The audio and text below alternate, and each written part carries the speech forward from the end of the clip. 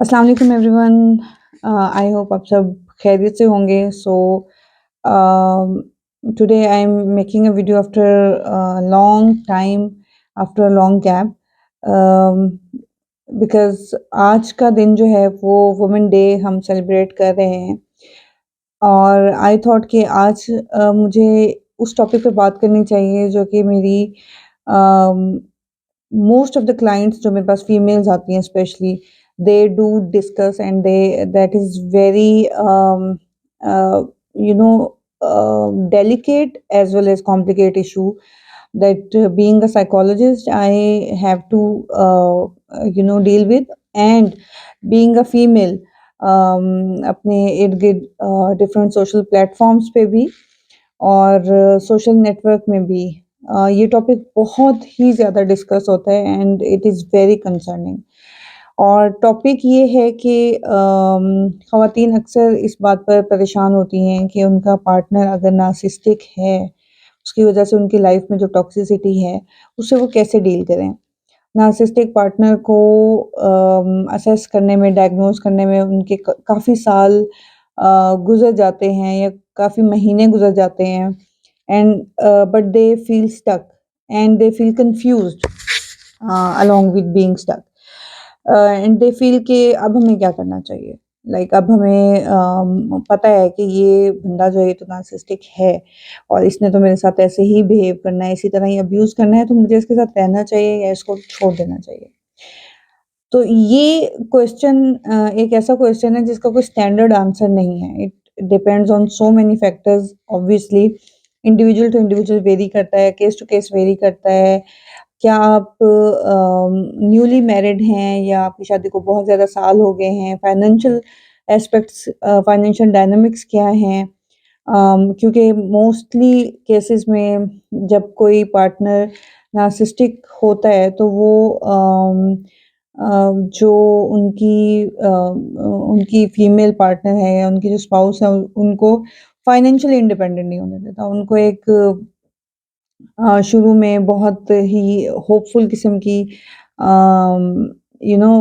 Illusions दिखाता है जिसमें उनको नज़र आता है कि उनको तो जॉब करने की ज़रूरत ही नहीं है, और या फ़ोर्सफुली उनको जॉब छुड़वा दी जाती है या घर की सिचुएशन ऐसे बना दी जाती है कि वो जॉब कर ही ना सके। सो फाइनेंशियली क्रिपल करना सबसे पहली जो है वो स्ट्रैटेजी होती है नार्सिसिस्टिक पार्टनर्स की।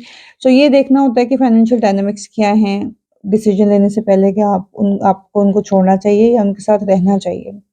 इसके अलावा बच्चे वेरी इंपॉर्टेंट फैक्टर्स, क्योंकि ख़वातीन हमारे यहाँ बहुत मेजॉरिटी शादियाँ चल ही इसलिए रही हैं कि बच्चे हो गए हैं, अब हम बच्चों की खातिर अब हमें रहना पड़ रहा है। लेकिन अनहैप्पी शादियों में बच्चों की खातिर कॉम्प्रोमाइज़ करना that is also not an ideal solution. लेकिन नार्सिसिस्टिक हस्बैंड या नार्सिसिस्टिक पार्टनर के साथ सिर्फ़ बच्चों की खातिर रहना वो एक अलग ही सिचुएशन होती है, क्योंकि बच्चे भी फिर मैनिपुलेट हो रहे होते हैं। बच्चे नहीं असेस कर पाते हैं कि उनकी मदर का जो उनके फादर के बारे में पर्सपेक्टिव है या जो सर्टेन डिसीजन मदर ले रही हैं वो क्यों ले रही हैं। क्योंकि नार्सिसिज्म का एक बहुत इम्पोर्टेंट कॉन्सेप्ट एस्पेक्ट ये भी है कि जो शख्स ये ट्रेट्स रखते हैं वो दूसरों को के सामने अपना बहुत अच्छा इमेज पोर्ट्रे करते हैं, और यूजुअली सोसाइटी के लोग या इवन जो खातून हैं उनकी अपनी फैमिली के लोग इस बात पे यकीन नहीं करते हैं कि वो पार्टनर आपका या आपका जो शौहर है वो इतना टॉक्सिक है, क्योंकि उन्होंने सोशली अपना इमेज बहुत अच्छा किया होता है, और उस चीज़ की वजह से उनको रीइंफोर्समेंट होती रहती है तो उनका नार्सिसिज्म मज़ीद स्ट्रॉन्ग होता है। तो इसलिए बच्चे जो हैं अगर हैं तो तब भी ये सिचुएशन बहुत डेलिकेट होती है। ये देखना कि बच्चों की खातिर रहना भी हेल्दी है या अनहेल्दी है, क्योंकि इसके भी प्रोस एंड कॉन्स हैं लॉन्ग टर्म में। हो सकता है कि बच्चे भी मैनिपुलेट होके माँ के अगेंस्ट हो जाएँ, हो सकता है कि बच्चे खुद माँ के साथ विक्टिम बन जाएँ। इसके अलावा और बहुत फैक्टर्स होते हैं, आपकी अपनी फैमिली सपोर्ट कितनी है, आप जॉइंट फैमिली में हैं या आप न्यूक्लियर फैमिली में हैं, आप पढ़े-लिखे हैं या अनपढ़ हैं, कम पढ़ी-लिखी हैं। So there are a lot of factors and pros and cons और शॉर्ट टर्म और लॉन्ग टर्म कॉन्सिक्वेंसेस को देखना पड़ता है। इसलिए ये जो सवाल है ये इतना ईज़ी नहीं है कि अच्छा बताएँ अगर किसी का शौहर नार्सिसिस्टिक और पता भी चल जाए तो उसको छोड़ देना चाहिए या रहना चाहिए? So I am trying to address this in today's video that would definitely not be covered in one video. So I'm dividing this video in two parts. Um, पहले पार्ट में हम ये डिस्कस करेंगे कि अगर रहना मजबूरी है हमारी या हम ये डिसीजन नहीं ले पा रहे हैं कि हमने छोड़ देना है तो फिर हमें कौन से फैक्टर्स हैं जो माइंड में रखने चाहिए और किस तरह से हमें उस सिचुएशन को डील करना चाहिए। और इस वीडियो के पार्ट 2 में हम ये डिस्कस करेंगे कि कब आपको नार्सिसिस्टिक पार्टनर को छोड़ देना चाहिए और अगर आप उसको छोड़ने का डिसीजन भी लेते हैं तो उसका क्या तरीक़ाकार है, उसमें आपने कौन से फैक्टर्स को मद्देनज़र रखना होगा। सो अभी फर्स्ट पार्ट डिस्कस करने से पहले एक कॉन्सेप्ट को मैं शेयर करना चाहूँगी, मज़ीद एक कॉन्सेप्ट को जो कि अक्सर ख़वातीन जो कि पढ़ी-लिखी भी होती हैं, जिनको पता होता है अगर हम छोड़ भी देंगे तो फाइनेंशियली अपने आप को सपोर्ट कर देंगे, फैमिली की सपोर्ट भी मिल जाएगी, वो भी एक कॉन्सेप्ट है जिसकी वजह से ये डिसीज़न लेने में हिचकिचाती हैं और वो कॉन्सेप्ट ये है कि उनको ऐसा लगता है कि प्यार से, मोहब्बत से फर्माबरदारी से, सब्र से, बर्दाश्त से वो अपने शौहर को या अपने पार्टनर को चेंज कर देंगी।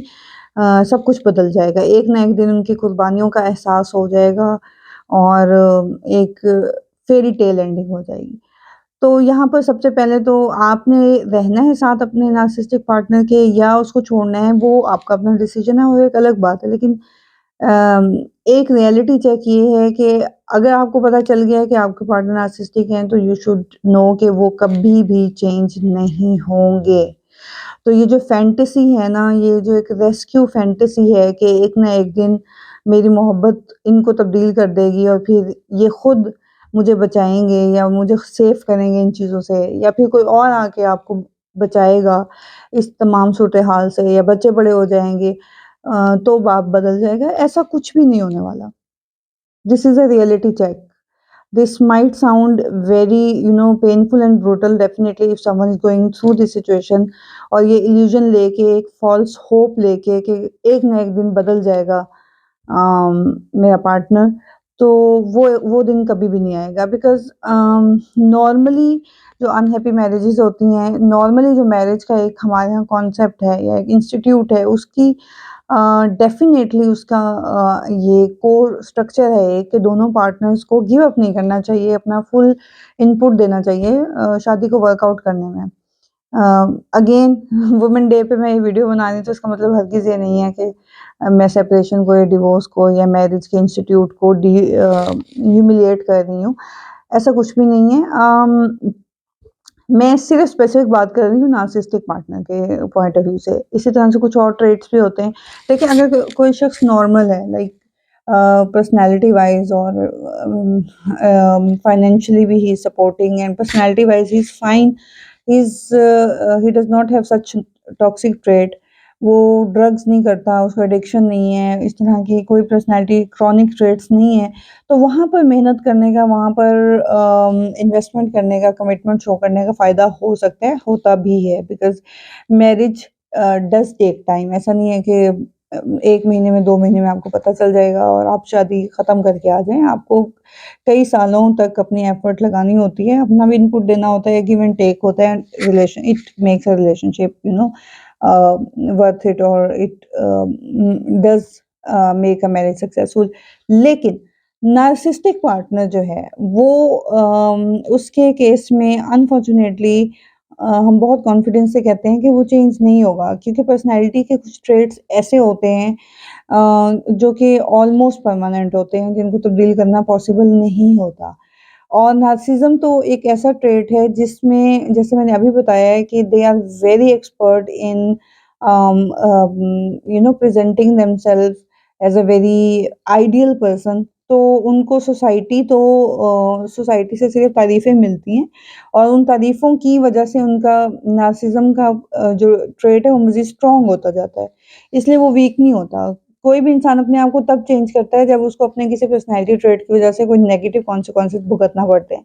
फॉर एग्ज़ाम्पल अगर कोई इंसान ड्रग यूज़ करता है तो वो अपने आप को इसीलिए चेंज करेगा क्योंकि आहिस्ता-आहिस्ता उसको नज़र आएगा कि ड्रग्स की वज़ह से उसकी लाइफ़ इफ़ेक्ट हो रही है। लेकिन उसका भी एक लेवल है, अगर एडिक्शन इतनी स्ट्रॉन्ग हो गई है कि रिलैप्स बार-बार हो रहा है, वो फेल है, तो फिर वो वहाँ पे भी चांसेस बहुत कम होते हैं कि वो आदत ख़त्म होगी।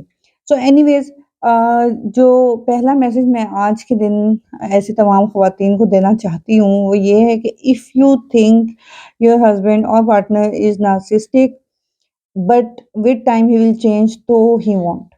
तो अपनी हिफ़ाज़त, अपना रेस्क्यू आपने खुद करना है। डिसीज़न ऑब्वियसली आपका अपना होगा कि आपने उसी रिलेशनशिप में रहते हुए अपने आप को कैसे चेंज करना है, मॉडिफ़ाई करना है कि आप मेंटली, साइकोलॉजिकली, इमोशनली उस तरह से अपने आप को हार्म ना पहुँचने दें, जैसे अभी पहुँच रहा है, या आपने छोड़ना है। ये डिसीज़न आपका अपना होगा। अभी हम सारे फैक्टर्स डिस्कस ज़रूर करेंगे, लेकिन एक चीज़ तो समझ लें कि आपको बचाने कोई नहीं आने वाला and you have to decide yourself.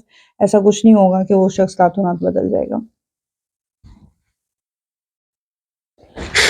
अभी हम ये डिस्कस करेंगे कि अगर आप की सिचुएशन ऐसी है कि आपको लगता है कि आप अपने पार्टनर या हस्बैंड को छोड़ नहीं सकते बच्चों की वजह से या कुछ और ऐसे डायनामिक्स हैं, तो कैसे उस रिलेशनशिप में, जबकि आपको पता भी है कि वही साइकिल रिपीट होगा टॉक्सिसिटी का, अब्यूज़ का, तो फिर कैसे रहा जाए उस रिलेशनशिप में? एक चीज़ याद रखें, अगर आपको फ़िज़िकल अब्यूज़ किया जाता है, आपके बच्चों को फ़िज़िकल अब्यूज़ किया जाता है या सिचुएशन ऐसी है जो कि लाइफ़ थ्रेटनिंग हो सकती है, तो उसमें तो आपको बिल्कुल कोई भी मसलियत मद्देनज़र नहीं रखनी चाहिए और उसमें आपको डिसीज़न लेना चाहिए अपनी सेफ्टी के लिए और बच्चों की सेफ्टी के लिए। अगर सिचुएशन फिज़िकली लाइफ़ थ्रेटनिंग नहीं है, लेकिन ऑब्वियसली इमोशनल, साइकोलॉजिकल अब्यूज़ है और आपको नज़र आ रहा है कि छोड़ने के अलावा और कोई ऑप्शन नहीं है, लेकिन आप छोड़ नहीं सकते उस रिलेशनशिप को, तो क्या करना चाहिए? तो इस सूरत में देखें, अब अगर आप ये हार्ड डिसीज़न नहीं ले सकती हैं कि मैं अपने हस्बैंड को छोड़ दूँ, तो फिर आपको रियलिटी चेक अपने आप को देना होगा और अपने आप को ये समझाना होगा कि आपने खुद अपनी एक बाउंड्री सेट करनी है, आपने खुद अपनी एक लाइन ड्रॉ करनी है। अगेन वो लाइन आप तभी ड्रॉ कर सकेंगे जब आप उस फ़ॉल्स होप से निकल आएँगे कि एक ना एक दिन बदल जाएगा। अपने आप को समझाना है कि ये शख़्स कभी नहीं बदलेगा और मुझे अपनी रिस्पेक्ट खुद करवानी है। तो अपनी वो बाउंड्रीज़ ड्रॉ करनी है आपने, अपनी एक्सपेक्टेशंस मैनेज करनी है। इस तरह से कि आपने उस शख़्स को ये मैसेज देना है कि आप बिल्कुल भी लो स्टेक्स पर उसकी हर बात पे गिव अप नहीं करेंगी। और बस अपने आप को मेंटली ये समझा लें कि you will consistently be in a war. आपको मुसलसल ये एक लाइफ लॉन्ग सिचुएशन होने वाली है और आपको मुसलसल एक फाइट लड़नी है अपने बका के लिए। तो उस सिचुएशन में छोटी-छोटी जो भी इश्यूज़ हों, उसमें आपने अपनी लाइन खुद ड्रॉ करनी है, कॉम्प्रोमाइज़ के नाम पे अपने आप को गिव अप नहीं करवाना है और जितना भी मेंटल या साइकोलॉजिकल प्रेशर आपको दिया जाए, क्योंकि इन एनी केस आपको साइकोलॉजिकली मैनिपुलेट तो किया ही जाएगा, अब्यूज़ भी किया जाएगा, तो बेहतर है कि आप अपनी लाइन्स ड्रॉ करना सीखें और अपनी सेल्फ रिस्पेक्ट पे बिल्कुल ज़ीरो टॉलरेंस दिखाएँ। चाहे घर का माहौल जो भी बने, चाहे उस पार्टनर का मूड जैसे भी चेंज हो, क्योंकि वो इन एनी केस वैसा ही होना है। फॉर एग्ज़ाम्पल कोई लड़ाई हुई है एंड कोई टर्म्स एंड कंडीशंस डिस्कस हुई हैं, तो नेक्स्ट नेगोशिएशन से पहले अगर आप हर दफ़ा उनकी रेंट या उनकी अब्यूज़ सुनने के लिए बार-बार ऑफ़िस में सपोज़ उनकी कॉल्स उठाती रहेंगी, तो वो मैसेज यही आप देंगी कि यू आर वीक। उसके बजाय आप मैसेज दें, कॉल्स आ रही हैं, आप कॉल मत उठाएँ, उससे आपका ये मैसेज आएगा कि you still are firm on your terms and conditions और नेक्स्ट जब नेगोशिएशन होगी, तो उसके बाद फिर आप कॉम्प्रोमाइज़ या फ्लेक्सिबिलिटी शो करेंगे। तो एक तो अपनी एक्सपेक्टेशंस खुद ही मैनेज करना आपको सीखना पड़ेंगी। दूसरी चीज़ ये है कि अपने आप को आपने ये सिखाना है कि इस रिलेशनशिप में अगर आपने रहने का फैसला कर लिया है, तो फिर आपको इस रिलेशनशिप में रहने की प्राइस देनी होगी। इसके अलावा आप ये कर सकती हैं कि जैसे कि आपको आइडिया है कि आप अगर अपने पार्टनर के साथ अपने कोई भी अच्छी बात या स्ट्रेसफुल बात, बैड न्यूज़ कुछ भी शेयर करेंगी, तो उस पे हमेशा कुछ ना कुछ ऐसा रिस्पॉन्स आएगा कि जिससे आप हर्ट हो। तो उसका तरीका ये है कि आप अपनी खुद एक छोटी-सी अलग-सी आइसोलेटेड सी दुनिया बना लें, बिकॉज़ अब अगर आपने उस रिलेशनशिप में रहना ही है, बच्चों की खातिर या किसी और वजह से, तो ऑब्वियसली आपने खुद भी तो सर्वाइव करना है। तो आप अपनी एक छोटी-सी अलग सी आइसोलेटेड दुनिया बना लें, अपना एक लाइफ़स्टाइल बनाएँ, अपनी एक रूटीन बना लें और कुछ रूल्स बना लें।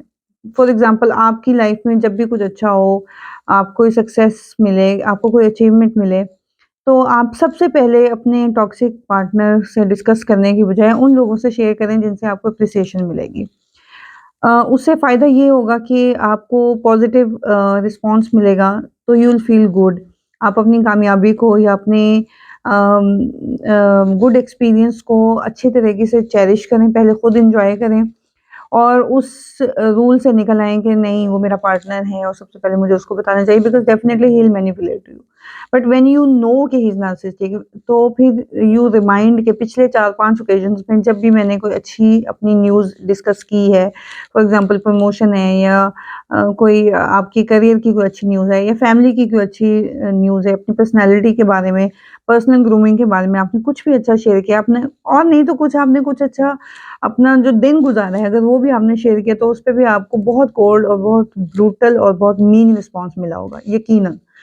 तो जब आप वो याद करेंगी तो फिर आपको मेरा ये रूल बहुत ही अच्छे से समझ आएगा। सो आपके लिए इस पे अमल करना आसान होगा। आप उन लोगों से पहले शेयर करें जो आपको एप्रिशिएट करें ताकि जब आप अपने नार्सिसिस्टिक पार्टनर से शेयर करेंगे तो डेफ़िनिटली वो मीन रिस्पॉन्स देगा उस पे डेफ़िनिटली। तो आपके लिए वो एब्ज़ॉर्ब करना आसान होगा क्योंकि आप पहले ही अपनी उस खुशी को एन्जॉय कर चुकी हैं। लेकिन अगर आप पहले ही वो बताएँगी तो डेफ़िनिटली वही होगा जो पहले होता है, नेगेटिव रिस्पॉन्स आने की वजह से आप मज़ीद ड्रेन और मज़ीद नेगेटिव फ़ील करेंगी। यही रूल अप्लाई होता है आपके बैड डे पर या बैड न्यूज़ पे अगर आपने कोई स्ट्रेसफुल डे गुज़ारा है या आपको अपनी फैमिली में पर्सनल फैमिली में से कोई ऐसा चैलेंज है जो आप फेस कर रही हैं, किसी बात पर भी आप अपसेट हैं, तो don't share with your narcissistic partner सबसे पहले। बल्कि कोशिश करें कि अगर वो कोई ऐसी बैड न्यूज़ है जिससे आपके पार्टनर की लाइफ़ इफ़ेक्ट नहीं होगी, तो आप उसे शेयर ना ही करें। क्योंकि जब आप उसको बताएँगी तो अगेन आपको मज़ीद ऐसा रिस्पॉन्स मिलेगा जिससे आप ज़्यादा स्ट्रेस में जाएँ। फॉर एग्ज़ाम्पल आपकी कोई फेलियर है या आपकी प्रेज़ेंटेशन अच्छी नहीं हुई तो उसपे आपको ऐसा ही रिस्पॉन्स मिलेगा जिसमें आपको ये फ़ील करवाया जाएगा कि आप कॉम्पिटेंट हैं ही नहीं। आपको अपनी फैमिली में से कोई स्ट्रेस शेयर करेंगी अगर तो उसपे भी आपको यही रिस्पॉन्स मिलेगा कि like your family is at fault या you people deserve such unfortunate happening. तो इसलिए बेहतर है कि अगर कोई ऐसी बैड न्यूज़ है जो कि आपके पार्टनर की लाइफ़ को डायरेक्ट इफ़ेक्ट नहीं कर रही है, तो आप उसको मत बताएँ। लेकिन अगर कोई ऐसी बैड न्यूज़ है जिससे आप दोनों की लाइफ़ इफ़ेक्ट हो रही है, जिसमें आपके पार्टनर भी इन्वॉल्वड है, फॉर एग्ज़ाम्पल गाड़ी खराब हो गई है या घर की रूटीन का कोई इश्यू है, तो फिर डेफ़िनिटली आपको बताना पड़ेगा। तो जब वो बताना पड़ेगा तो फिर मेरा पहला रूल अपने माइंड में रखें कि आप एक्सपेक्टेशंस हाई ना रखें। आप इस चीज़ को मेंटली इस चीज़ के लिए प्रिपेयर हो जाएँ कि एक और फाइट होने वाली है, एक और लड़ाई होने वाली है और उसमें आपने किस तरह से अपना दिफ़ा करना है। अ, अब सवाल ये पैदा होता है कि अगर आपने अच्छी बात नहीं बतानी, बुरी बात नहीं बतानी, तो फिर एक ही घर में रहना है, तो फिर कैसे लाइफ़ गुज़ारें, क्या बातें करें? तो फिर उसका भी ये हल होता है कि आप कुछ ऐसे टॉपिक सोचें जो कि इनडिफरेंट हों, जिन पे आपको जो आपकी पर्सनैलिटी से डायरेक्ट रिलेटेड नहीं है और जिन पे आपको ज़्यादा प्रोबेबिलिटी इस बात की है कि आपको मीन रिस्पॉन्स नहीं मिलेगा। फॉर एग्ज़ाम्पल मौसम एक ऐसा टॉपिक है जिस पर ज़ाहिर है आप पे डायरेक्ट अटैक नहीं किया जा सकता। इसी तरीके से बच्चों का कोई टॉपिक ले लें या कोई भी स्पोर्ट्स या कोई अपनी ऐसी हॉबीज़ आप दोनों की जिस पर आपको लगता है कि लेस मीन रिस्पॉन्स आ सकता है, ऐसे कुछ टॉपिक्स आप डिस्कस कर लें। या फिर आप अपनी रिमोट लाइफ़ एक बना लें जिसमें आप घर की रूटीन के बारे में ही बात करें और फिर अपने आप को समझा लें कि अगर इस शख्स के साथ रहना है, तो फिर ऐसे ही रहना होगा। सिर्फ़ अपनी डेली लाइफ़ की रूटीन डिस्कस करें, डेली लाइफ़ की फंक्शनिंग, घर का सिस्टम कैसे चलाना है, बच्चों की लाइफ़ कैसे चलानी है, उस पर बात करें। उस पर भी वही रियलिस्टिक एक्सपेक्टेशंस के साथ रहते हुए बात करें। और अगेन लास्ट में मैं वही मैसेज दूँगी कि अगर आपकी लाइफ़ के डायनामिक्स ऐसे हैं कि आपको मजबूरन नार्सिसिस्टिक पर्सन के साथ रहना पड़ रहा है, तो अपनी छोटी-सी अलग दुनिया बनाएँ। सेल्फ केयर पर ज़्यादा तवज्जो दें। अच्छे से खाएँ, एक्सरसाइज़ करें। अपने दोस्तों, फैमिली के साथ ज़बरदस्ती टाइम निकालें और स्पेंड करें। थोड़ा आइसोलेटेड टाइम स्पेंड करें। आप इस चीज़ को समझ लें कि आप एक पार्टनर के साथ एबीसी मजबूरी की वजह से रह तो रही हैं, but you don't expect that lovey dovey relationship या that ideal relationship from that person because he has some specific condition which can't be cured. So यहाँ पर मैं इस वीडियो को एंड करती हूँ। इंशाल्लाह जो नेक्स्ट हमारी वीडियो है उसमें मैं ये डिस्कस करूँगी कि अगर आप नार्सिसिस्टिक पार्टनर को छोड़ना चाहती हैं तो फिर उसके लिए भी आपको कौन से स्टेप्स या कौन से फैक्टर्स हैं जिनको कंसर्न में रखते हुए फिर ये डिसीजन लेना होगा।